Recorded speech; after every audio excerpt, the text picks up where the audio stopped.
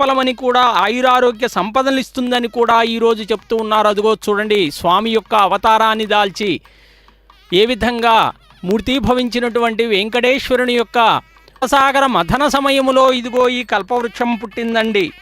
మరి అందుకే కల్పవృక్షము పాలసముద్రం నుంచి ఉద్భవించింది కాబట్టి సాధారణంగా మనం గమనిస్తే ఈ కల్పవృక్షం ఐహిక సుఖాల్ని మాత్రమే ప్రసాదిస్తుంది.